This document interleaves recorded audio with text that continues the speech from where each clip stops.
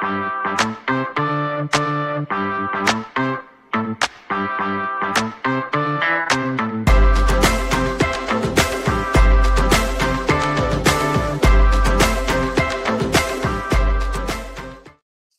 everybody, welcome to Twice as Lively with Ken Heckenlively. That would be me. So, how is my lighting today? I've got my ring light over here. I've turned off the overhead light, so hopefully I don't look as washed out as before, which leads right into my theme of how to be your very best self. Well, most days, my best self starts with coffee. That's why I love Peet's Coffee. Peet's Coffee truly is the best. So, in the spirit of our dear fallen leader, Scott Adams, I would like to propose a simultaneous sip to begin this broadcast. So, get the beverage of your choice. Hopefully, not alcohol this early in the day, but if so, I'm not going to judge. But whatever beverage you like to imbibe, please take it now and take that simultaneous sip. So refreshing. So this morning, I was doing a training session with my martial arts teacher, Eddie Silky Smooth Abasolo. And he said something that made me realize I should make it the subject of the broadcast. So I may have mentioned Eddie to you before. Eddie is a Muay Thai fighter. He has won several national championships, and he is my Muay Thai trainer. And even though Eddie and I come from very different backgrounds, we see success in much the same way. He has chased success in martial arts. I've chased success in academia, law, writing, various things. And it's really interesting when successful people get together, even though they can be from very different areas, they still have the same principles. And Eddie and I are much the same way. So Eddie has recently switched his sponsor. So he's with a new fighting outfit. They have set a fight for him August 1st at the Hard Rock Cafe in Sacramento. And he said something to me that was pretty interesting. And they've also picked an opponent, so we know who he's going to be fighting. And he said to me, Kent, I just love fight camp. I love knowing I've got a fight in a couple weeks. It really creates my very best self. He says, I don't doubt myself. I have a clear goal in mind. I know what I'm supposed to do. If those negative thoughts come into my mind that I don't want to work out that day, I just push them down because I just can't have that. And so I think that that's what this broadcast is about. What I really want my show to be about is I want it to be about you doing whatever you need to do in your life to create your very best self. Now, I've talked about this before, which is I feel like one of the terrible things we do in our society is we say, oh, I just love that person. I can just let my hair down and be my very worst self and they won't leave me. To which I say, really? You love me? And what you're going to give me is your worst self?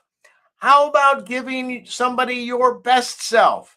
If you love them, if they're important to you, show them your very best self. If you are not currently at your best self, work for it. Become that best self that you can be. So I think it's really important for all of us to think about doing those things which show off our very best self, especially to those we love. We should always be trying to improve ourselves at the same time, giving yourself a good, healthy dose of love for yourself. Uh, I don't think you should live unhappily. I think you should happily be pursuing your very best self. So, with that being said, I I want to talk a little bit about this article that I read from this outfit called Science Daily. So, you may know that in addition to being an attorney and a best-selling author, I worked for 20 years as a California public school science teacher because I just love science. I mean, I love finding things out. I remain forever curious about the world. And I think that, with the combination of science, literature, religion, we can figure out how to live our very best lives. And so I ran across an article today, which I thought was really important in these troubled times when people seem to have an overwhelming feeling that things aren't great. And I really disagree with that. I really think that despite all of the challenges that we have, we really are living in a fantastic period of history. And we should really make sure that we take the time to understand that. So I always like to give proper credit. So I really encourage you to always check out Science Daily. It's got some really great articles. It's really nice how they summarize the latest research. They do it in a way that I think is accessible to the common person. So the source for this was The Conversation, and the title really struck me. And it says, "Your brain was never designed for this much bad news." And the way they set this up, I thought was really interesting. So starts, you got this nice picture of this woman checking her phone. How many of us are doing that from the moment we get up in the morning? And it said, during several recent conversations, people have told me that they've stopped checking their phones in the morning, not because nothing was happening, but because everything was. They described the feeling as standing under a waterfall of perpetual bad news. The experience is far from an isolated one. According to Reuters Institute 2025 Digital News Report, 69% of Canadians at least occasionally avoid the news now. Globally, 40% report that they at least sometimes or often do the same, the highest figure ever recorded. People shared consistent reasons for this. The news put them in a bad mood. They felt overwhelmed and powerless to act. And I think this is really something important to do for your mental health. Because on the one hand, we're told that we should be citizens of the world, as interested in what's happening in Zimbabwe as is happening in our local town. And I think there's a place for that. That's really a good thing. But many years ago, I ran across the idea that what makes the news are the bad things. So, perfect example is one of the reasons I have turned off Sean Hannity with Fox News is he was talking constantly about teachers. And, as I said, I spent 20 years as a California public school teacher. Now, do I think there's a lot of things wrong in public education? Yes, I do. Do I think there are some things especially wrong in California public school education? Yes, I do. But every time Sean had a story about teachers, it was inevitably about a teacher abusing a student, or his favorite stories seemed to be this Canadian woodshop teacher, a man who would often wear fake breasts to his classroom. And I thought to myself, okay, Sean, that's a funny story one time, but do you have to do it 35, 40 times? Yes, I understand, Sean. There is a teacher in Canada who sometimes wears fake breasts to school. Got it. I understand it. Not many of us teachers wear our fake breasts all the time. Okay. Sometimes we teachers only wear our fake breasts on special occasions. Okay. That's satirical. I have never worn fake breasts. Just, I want to be clear on that. Everybody understands. I have never worn fake breasts. Okay. But that just kind of goes to the point. And it's the same thing on both sides of the news. It seems like the conservative media has their whipping boys, for lack of a better term, and so does the liberal side of the news. What's interesting is when the story goes against preconceptions. Perfect example. So I belong to a book club, and it's overwhelmingly women, overwhelmingly older than I am. And as many have noticed, older women tend to be quite liberal. Okay, so I'm not talking about my stuff. They're talking about their stuff. That's all fine. I don't care. I'm there to talk about the books. Uh, but one of the women had made a comment that I thought was really interesting. You know, she is a longtime Californian, liberal as they come, and she had recently visited Texas. And she said, you know, I'm not conservative, but if my car ever broke down, I really hope that it would break down in Texas. Because let me tell you, the people in Texas, they are so nice. And she went on to talk about how wonderful the people in Texas were. And I thought, that is the sign of somebody who's thinking, somebody who isn't just buying the propaganda. That's about becoming your very best self. And it is something that I see afflicting liberals more than conservatives. I think that liberals tend to be more curious about the larger world. They worry about big issues, and they may not appreciate what exactly is happening in their own world. And so I thought that this article from Science Daily was interesting because it went to look at human beings and their evolutionary adaptations for receiving bad news, or as they talk about it, threats. And I thought that this was really interesting.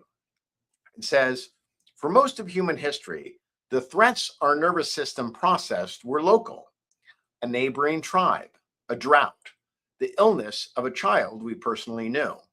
Information about distant places would barely arrive, and if it did, it was mainly irrelevant. In 2026, the same neurological system is being asked to absorb war in one region, a financial shock in another, a climate disaster in a third, and a violent crime in a fourth, all before lunchtime. A study published in the scientific journal Nature Human Behavior examined more than 105,000 real news headlines viewed nearly 6 million times. Each additional negative word increased click-through rates, while positive words had the opposite effect. Recent studies suggest people around the world demonstrate measurably stronger physiological responses to negative news than positive news. The body is reacting before the mind has decided whether the threat is relevant.